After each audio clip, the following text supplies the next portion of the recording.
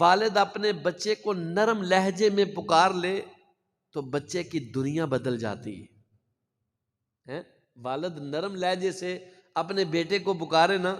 تو بچے کی دنیا بدل جاتی ہے، اسے قیمتی سہارا مل جاتا ہے، پریشان دل کو سکون اور ڈھارس مل جاتی ہے۔ آپ اندازہ کیجئے ہمارے رب کریم نے ہمیں پکارا ہے اے ایمان والو، اے ایمان والو کہہ کر پکارا۔ اے ایمان والو تم پر روزے فرض کیے گئے جس طرح کہ پہلی امتوں پر روزے فرض کیے گئے ہیں، لعلکم تتقون، تاکہ تم متقی بن جاؤ، پرہیزگار بن جاؤ۔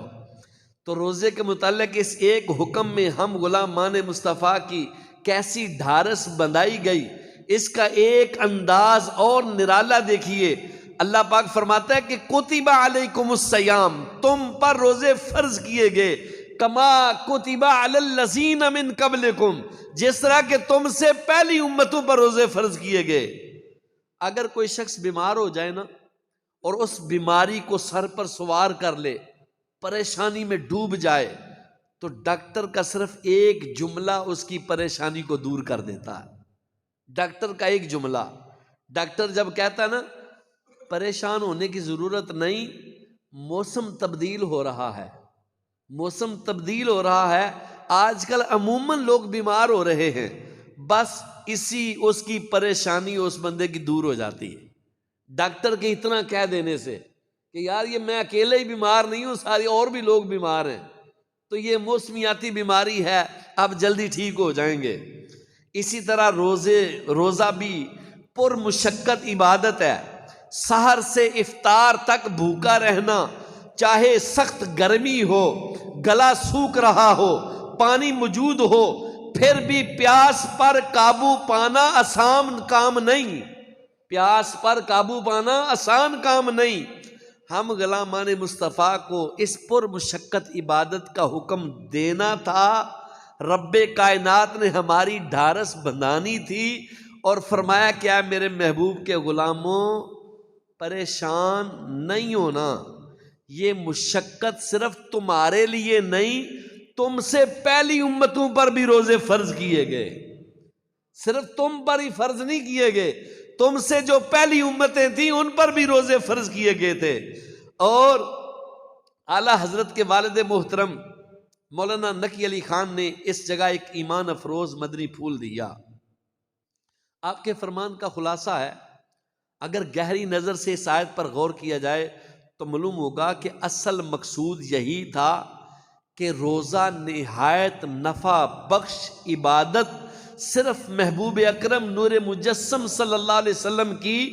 پیاری امت پر فرض کی جائے،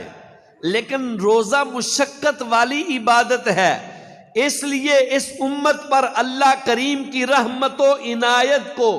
یہ گوارا نہ ہوا کہ ایسی مشقت والی عبادت ایک دم اس امت پر فرض کر دی جائے، ایک دم اس امت پر فرض کر دی جائے، یہ گوارا نہ ہوا۔ لہٰذا اللہ پاک نے اپنی حکمت کاملہ سے یہ انداز اختیار فرمایا کہ حضرت آدم علیہ السلام سے لے کر حضرت عیسیٰ علیہ السلام تک ہر مذہب، ہر ملت والوں پر روزہ فرض کیا گیا تھا، ہر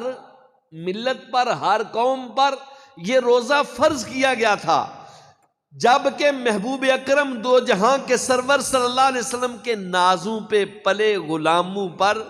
یہ عبادت فرض کرنے کی باری آئی تو وہ پچھلی امتوں کا حال سن کر بے تکلف روزہ رکھیں اور انہیں مشقت اور پریشانی نہ ہو۔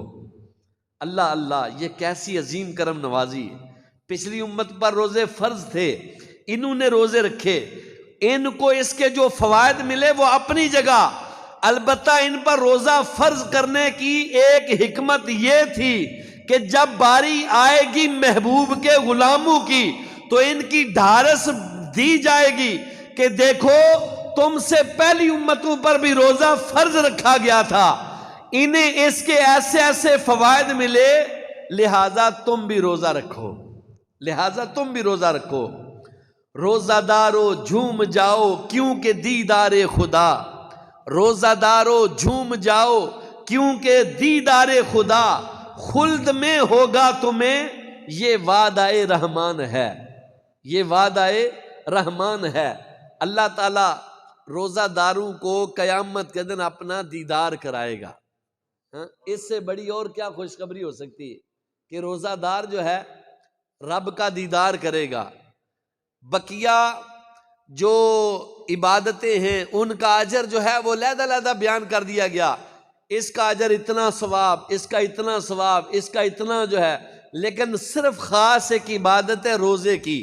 اللہ کے پیارے محبوب نے فرمایا کہ حدیث قدسی ہے، رب فرماتا ہے الصوم لی وانا اجزا بہ، کہ روزہ میرے لیے ہے اور اس کی جزا میں خود ہی ہوں۔